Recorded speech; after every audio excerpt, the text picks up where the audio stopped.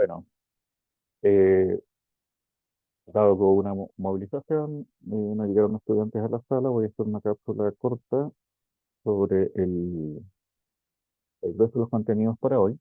De todas maneras, como es más o menos habitual, no tenía, digamos, generalmente pongo más contenidos de los que alcanzo a ver en un intento de avanzar más rápido. Así que vamos a ver la forma polar de vectores que incluye definir la trigonometría. Por lo tanto, el ejemplo de forma polar de vectores está vinculado con eso. La extensión de otros cuadrantes es más compleja y posiblemente no alcanza a verla hoy, en esta cápsula. Entonces, es una cápsula corta para por lo menos cubrir los primeros dos temas y la clase del viernes se vería los primeros tres temas y la clase del viernes se vería eh, lo demás. Es que la idea de la forma polar de un vector es poder describirlo, describir el vector en el fondo, describir los puntos del plano. Y recuerden que un vector queda en un sistema coordenado, un vector queda descrito por un punto, considerado el punto final, dado el punto inicial como el origen. Eso es lo que me permite asignar coordenadas. No significa que no puedo tener vectores con otros puntos iniciales, sino que las coordenadas del vector se refieren a las coordenadas del punto final a partir de el coordenadas del punto final, si es que el punto inicial fuera el origen. Entonces, en esos términos, la idea va a ser que cada punto del plano y por lo tanto cada vector, en esa vinculación que hicimos, cada punto del plano puede ser descrito por un ángulo y la distancia al origen. En este caso voy a usar el sistema coordenado estándar con ejes horizontales, con la orientación de siempre y con la escala de siempre. Estamos en la parte básica de esto. El eje horizontal va a ser el eje que va a derecha, o sea, ¿a qué me refiero? Esto es el semieje horizontal. La semirrecta, tengo un polo que va a ser el origen en este caso. Podría no serlo, me refiero a que yo podría estar trabajando, lo estoy haciendo en un costadito aquí, podría tener un punto, un polo, una recta cualquiera en algún lado, y voy a trabajar de tal manera de que cada punto pueda ser descrito por un segmento recto desde el origen con una distancia r y un cierto ángulo alfa. Y por lo tanto, variando alfa y variando r, puedo describir todos los puntos del plano. Haciendo eso, la vinculación que vamos a hacer entre ángulo radio y puntos del plano, y en particular hacerlo en lo que es coordenadas del plano, eh, es que lo vamos a vincular de eh, ah, esta traducción en que si conozco el ángulo y el radio, la longitud r, en este caso al origen y con el semieje horizontal positivo como eh, a partir de que mido ángulos, cuando voy a retroceder para que se vea mejor. Toda la idea es describir los puntos del plano usando a partir de un punto, el polo, el origen en este caso, no tiene por qué ser el origen, pero lo vamos a hacer así porque vamos a partir en fase. Desde este punto, una distancia. Desde esta semirrecta fija, un ángulo. Eso es lo que realmente necesito. Entonces, dado el ángulo y la longitud, determino un único vector, un único punto del plano, y vamos a traducir el sistema de coordenadas de uno a otro. ¿Ya? Esto se va a hacer con trigonometría básica, como he visto muchas veces. Si no la conocía de antes, mejor y así la aprende bien. Si la conocía de antes de manera perfecta, traduzca mentalmente lo que estamos haciendo a lo que sabe y consolide. Pero si su conocimiento es incompleto, es preferible que lo aprenda de nuevo a estar tratando de recordar cómo era. El cómo era aquí no sirve. O lo sabe o lo aprende, no el cómo era. En ese sentido,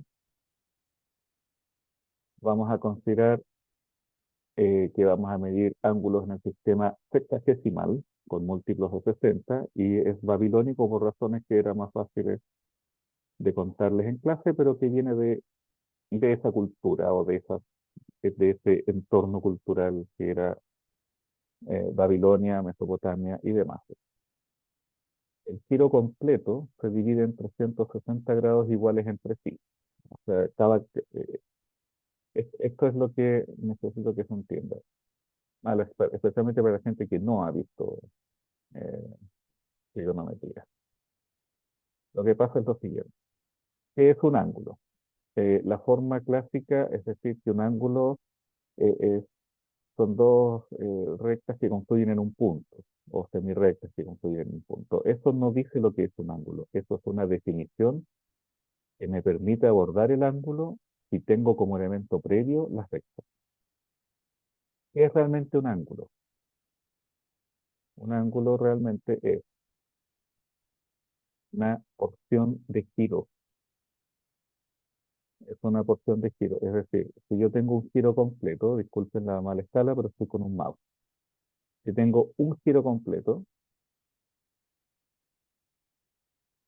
eh, es desde donde esté y respecto de un cierto eje, girar, o sea, un cierto punto de giro, girar, manteniendo las distancias, por supuesto, ¿ya? Es decir, giro en torno a eso, como una rueda. Si hago eso, un giro completo, en este caso van a ser 360 partes iguales. ¿Por qué son 360? Se los voy a explicar cuando estemos presencial. Eh, es simpático, pero no es crucial en este momento, ¿ya? Eh, entonces, lo que quiere decir, por ejemplo, decir 90 grados, va a ser qué cosa. De los 360 dividido por 4. 4 por 9 es 36. Si divido por 4 me queda 90 grados. ¿Qué significa eso? Significa que cuando hago esto, voy a cambiar de color para que se vea.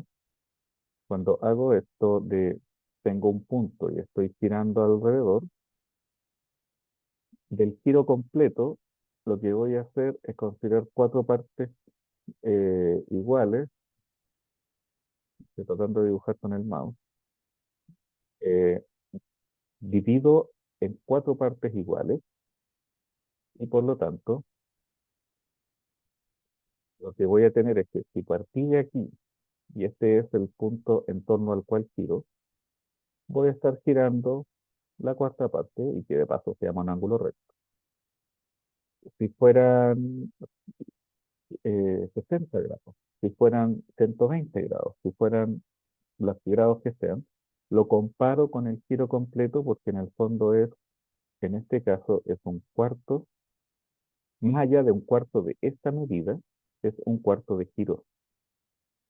Si el giro se mide como 360, entonces serán 90 porque es el cociente numérico, pero hay otros sistemas en los que el giro completo, un giro corresponde aquí a 360, pero hay otros sistemas en que corresponde a 400. Y hay otro sistema que es el que vamos a usar para funciones más que para los geométricos, que es en radianes y que el giro completo son 2pi. En el fondo, el perímetro de una circunferencia radio 1. La forma de medir un giro es un tema. 260 aquí, 400 por allá y 2pi en el sistema más adecuado que es radianes, pero que vamos a hacer para después. Después vamos a ver radianes. Aquí es un cuarto de giro, perdón, un cuarto de giro determina tanto la medida, que conozco la medida del giro completo, como los geométricos de estoy en esta zona. Es cuántos giros. Yo podría medir los giros en porcentaje en vez de, en vez de medirlos eh, en números, en cuántas partes iguales tiene, yo podría hacer que un giro fueran 100 partes, de manera de que un 25% de giro, bueno, es exactamente lo que acá estoy diciendo, un cuarto de giro, ¿no? De un 25%. Pero nadie mide giros en porcentaje. Lo importante del giro es cuánto tengo que girar para lograr lo que quiero.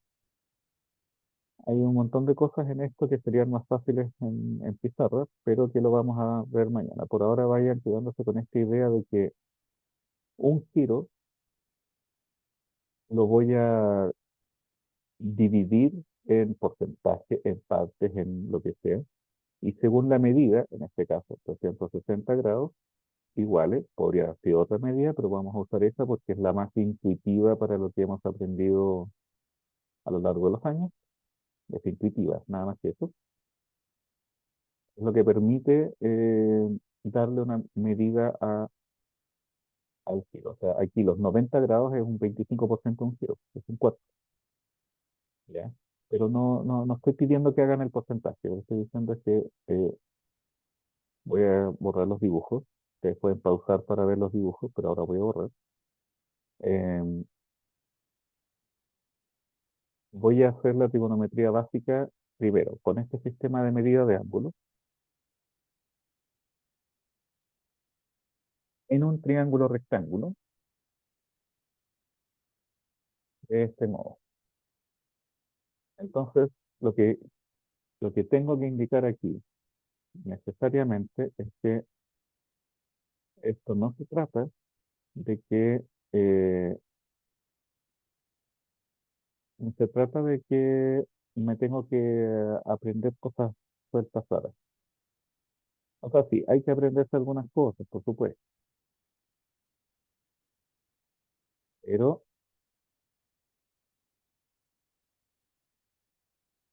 eh, hay que aprender algunas cosas, pero vamos a partir por lo siguiente. Supongo que ustedes saben que en un triángulo cualquiera, la suma de los ángulos interiores es un ángulo extendido, que dado como estamos midiendo, que vamos a ir variando la forma de medir, va a cambiar. Resulta que si ese es alfa, eso es beta y eso es gamma, y yo trazo la paralela a la de abajo, por aquí, supongamos que están pegados porque no quiero dibujarlo de nuevo, es paralela a esto, es paralela a uno de los lados, independiente si es rectángulo o no. Voy a mostrar el caso especial del rectángulo. Ángulos alternos entre estos, porque tengo esta recta aquí continuando. Este ángulo alfa tiene que ser lo mismo que este ángulo de acá.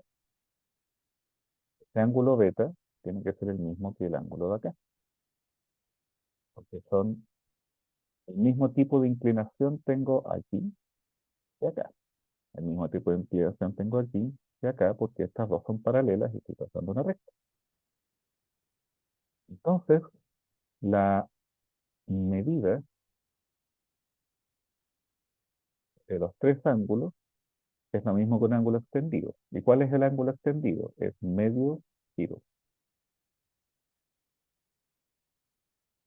¿Cuánto vale con las medidas babilónicas? 180 grados.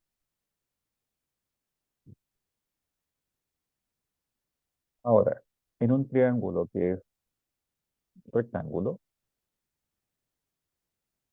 un triángulo rectángulo, uno de los ángulos ya mide 90 grados, que es la mitad de esto. La mitad de 180 es 90 grados. Por lo tanto, como la mitad de 180 es 90, la suma de los otros dos tiene que ser la otra mitad, 90. Y eso es lo que garantiza que la suma de alfa y beta es 90. Entonces, primera cosa. En un triángulo rectángulo me basta conocer uno de los ángulos no rectos para conocer el otro. Si alfa midiera 20 grados, beta mide 70. Si alfa midiera 35 grados, beta mide 55.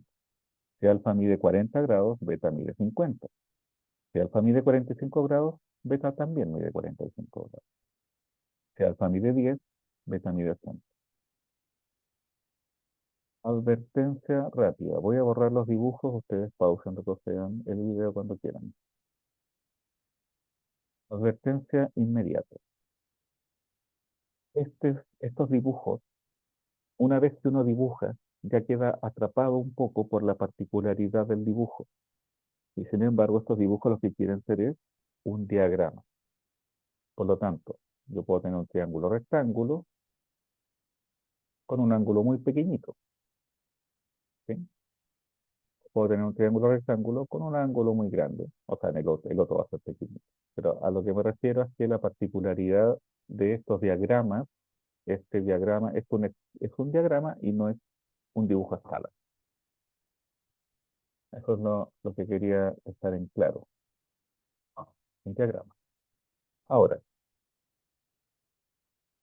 yo trazara, voy a hacer todo el mejor intento de trazar una línea recta con este mouse que cuesta.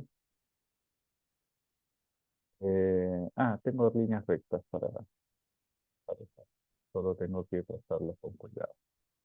Si ven esa línea recta, me comparan con esta otra. Y con esto otro, tengo un triángulo pequeñito,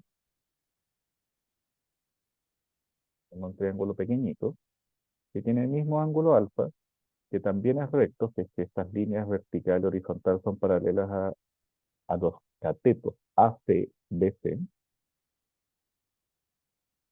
Y entonces lo que pasa es que esos dos triángulos, el grande y el pequeño, son semejantes, son cambios de escala. Es la misma forma, pero con una escala diferente. En esa escala diferente, para decirlo de alguna manera, si esta altura fuera, no sé, el 60% de la altura BC, entonces este ancho pequeño va a ser el 60% del ancho AC y esta hipotenusa va a ser el 60% de la hipotenusa AB. La escala es la misma, pero la escala de semejanza de triángulo, en este caso necesariamente, tienen dos ángulos iguales y por lo tanto tienen tres. ¿A qué me refiero? Por paralelismo, esto también es beta. Por lo tanto, son dos triángulos que tienen los mismos ángulos, las mismas medidas de ángulos y por lo tanto son semejantes. Y para decirlo de alguna manera, si esto de allá es BC, esto va a ser lambda por BC, ¿sí? De lo que hemos visto de vectores. O sea, el vector BC, tengo aquí el vector BC, supongamos que lo dibujo como vector, ahí, ¿ya? Eh, Ese es el vector BC, este es lambda BC. Esto de aquí, vamos a poner así, esto va a ser lambda AC, porque ya sabemos que es paralelo a AC, es un ponderado, pero es el mismo ponderador que antes. Y esto de aquí, este vectorcillo de acá, debes hacerlo con el otro sistemita para que se vea mejor. Mis líneas rectas no son muy rectas, la verdad.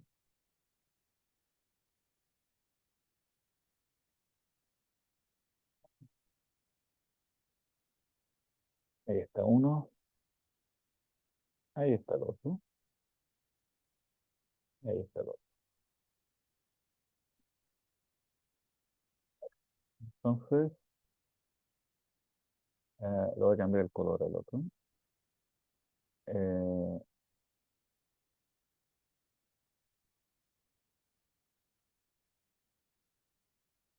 Creo que voy a hacer. Ya. Ahí tiene los originales. BC. Le había puesto BC. Mire qué susto. Para que vea que aunque sea una cápsula, puedo cometer errores una y otra vez. Ustedes tienen derecho a quejar por si acaso. Este AC el AB.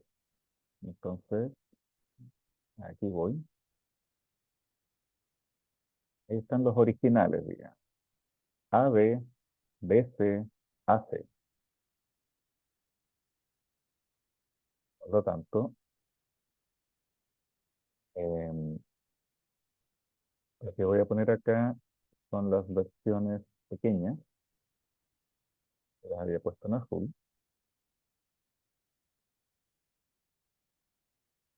Ahí está lambda BC, y abajo está lambda AC, y aquí arriba está y eso es lo que quería mostrar. Eso es lambda, el azul que está ahí atrás, tal vez debiera moverlo.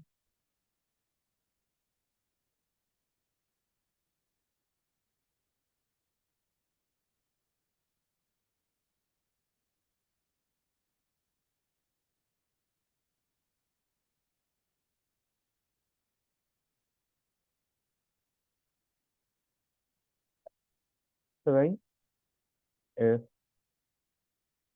lambda AB del vector AB, del vector que ya está ahí. Es de nuevo el mismo lambda, es la misma proporción.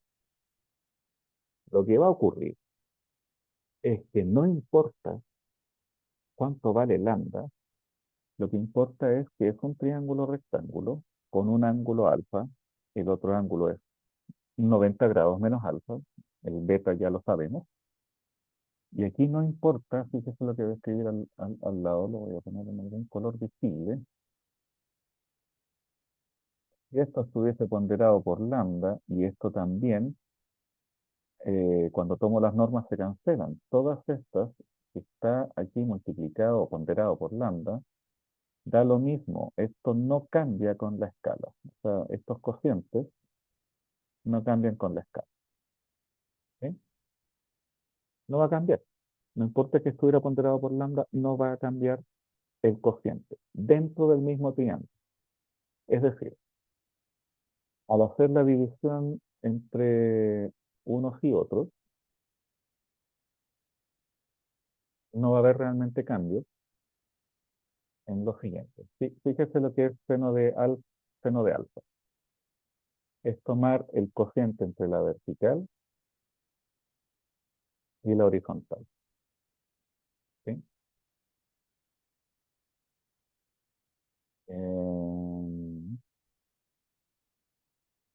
No, no sé si se entiende si lo pongo de esta manera. El, perdón. Eso está mal. Se estanque. Vertical dividido por horizontal. La que yo quería hacer ahora era eh, el seno de alfa es la vertical dividido por la hipotenusa. Entonces, la que queda como sin usar en este caso es la base. La base es AC, el vector AC. La norma del vector, ¿qué es? ¿Cuánto mide? La distancia entre A y C. En el coseno, el que no ocupo es la vertical. Y lo que sí ocupo, la base y la hipotenusa.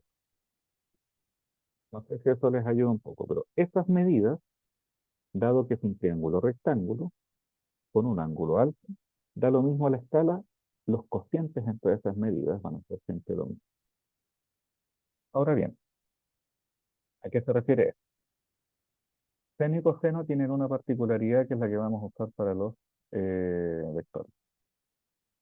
La particularidad que vamos a usar para los vectores es que seno de alfa tiene que ver con la, digamos, lo voy a hacer del siguiente modo.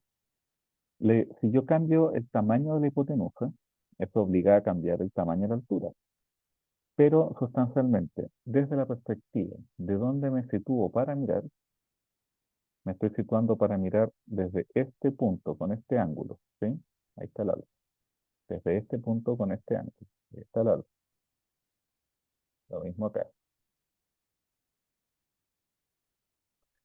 Entonces,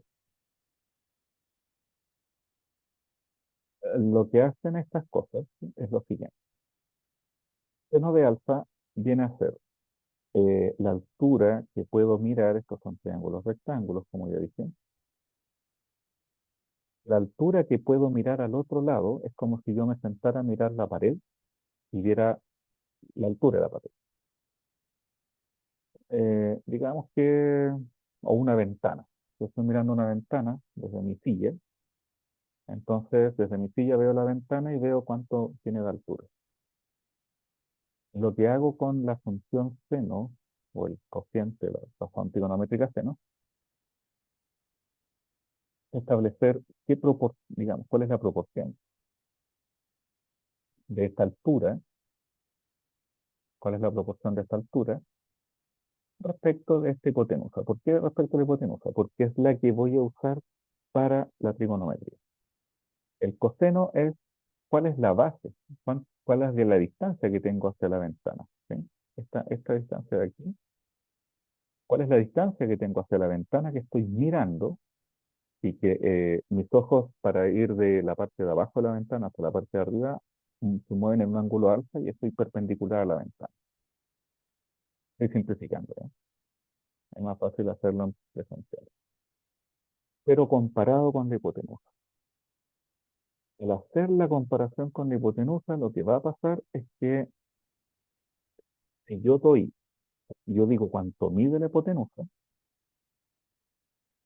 conociera seno de alfa y conociera coseno de alfa, entonces puedo saber cuál va a ser la altura y cuál va a ser la base. Voy a borrar estos dibujos, que están viendo un video, entonces pueden pausarlo, mirar, generar dudas y preguntar cuando nos veamos de nuevo, o por el foro o por correo. Voy a borrar los dibujos ahora. Entonces,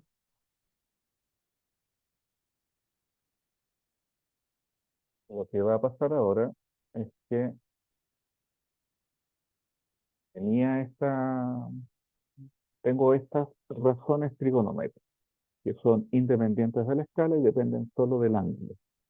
Por si alguien tiene la duda, si hago seno de beta, en vez de usar BC, voy a usar AC. Y si hago coseno de beta, en vez de usar AC, voy a usar BC. Es decir, estos valores trigonométricos se intercambian y uso el otro que no es el ángulo recto. Pero eso lo vamos a ver más adelante. Lo que importa es que con estas definiciones, seno y coseno me dan la proporción entre altura seno y base coseno, según cuánto mida la hipotenusa. Si yo multiplico por la hipotenusa, obtengo las medidas. Y eso es lo que sustenta la forma polar del vector. Entonces, vamos a hablar de que la forma polar de un vector de coordenadas A, B es, bueno, lo voy a seguir escribiendo como coordenadas, primera y segunda coordenada, pero la descripción está en términos de cuál es la norma del vector, cuánto mide el vector, que sería el R, el radio, este es el origen, por coseno de alfa y por seno de alfa.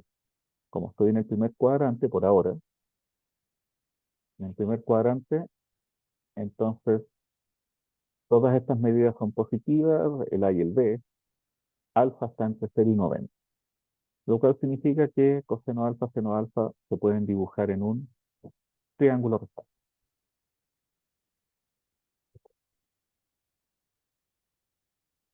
Entonces, estoy terminando porque esto es lo que quería ver para la clase de hoy. Si quieren ver qué es lo que era la clase de mañana, bueno, será algunas cosas más. Pero el punto es el siguiente. Voy a ir indicando de qué estoy hablando y quiero que esto lo piensen, por favor. Tengo este triángulo que corresponde a, desde el origen hasta el punto AB, tengo un vector. La altura, si estoy en el primer cuadrante, la altura es B, ¿sí? La longitud del origen hasta B Eso sería B. En verdad es valor absoluto de B. Pero fíjese que esa altura, dividida por la hipotenusa, que en este caso es la medida el- es la medida del ángulo, o sea, del vector, perdón. Esta medida de ahí es la medida del ángulo. Perdón. Es la medida de la hipotenusa, es la norma del vector. Entonces, la norma del vector es la que estoy poniendo en este momento. Acá. Es la longitud del vector. ¿Sí? Como esta es la longitud del vector, lo que estoy haciendo entonces es ese cociente entre la altura que veo desde alfa, lo que veo desde alfa, ¿sí? Dividido por la hipotenusa, me da seno de alfa. Ahora, multiplique ambos lados por la norma de B. Multiplique ambos lados. Lo digo así porque todavía tenemos problemas algunas personas para manipular adecuadamente estas cosas. Eh, entonces, el, al hacerlo, aquí se simplifica y por lo tanto obtengo en esta descripción, obtengo la medida de que A es la norma del vector por coseno de C. Perdón, seno de C. Esta es la que tiene que ver con E. Entonces, B es la norma por seno de C. La verdad es que es valor absoluto de B, pero como estamos en el primer cuadrante, todo coincide, todo funciona y está bonito. Y para el otro es lo mismo, pero con el ancho aquí, el ancho de aquí abajo, ese ancho dividido por la hipotenusa es coseno de alfa. Entonces, multiplicando por la norma, que es la hipotenusa, la longitud, me queda que A es la norma de la longitud por coseno de alfa, y por lo tanto, esto de aquí arriba es A, y esta segunda coordenada es B. Estoy en el primer cuadrante, y lo que va a pasar en los demás cuadrantes es que las trigonométricas van a adquirir un signo consistente con esta escritura, de manera que si cambia el signo de la primera coordenada, va a cambiar el signo de coseno de alfa cuando el alfa ya no esté dentro de un triángulo rectángulo, sino que me paso a otro cuadro. Pero eso será mañana. Con esto voy terminando por hoy. No necesitaba hacer todo lo que tengo, sino que les pido que miren este ejemplo, pero que tiene comentarios en rojo. ¿Ya? Tal vez lo modifique para hacerlo directamente en vez de poner este comentario en rojo, porque en otros cursos me he dado cuenta que complicamos. Eso sería la clase de hoy. Es abreviada, pero necesito que piensen fuertemente en a partir de quién, a partir de estas definiciones. Nada más. Eso es hoy. Y eso son ideas suficientemente fuertes. Así que con esto termino. Muchas gracias. Nos veremos en la próxima oportunidad. Feliz día jueves.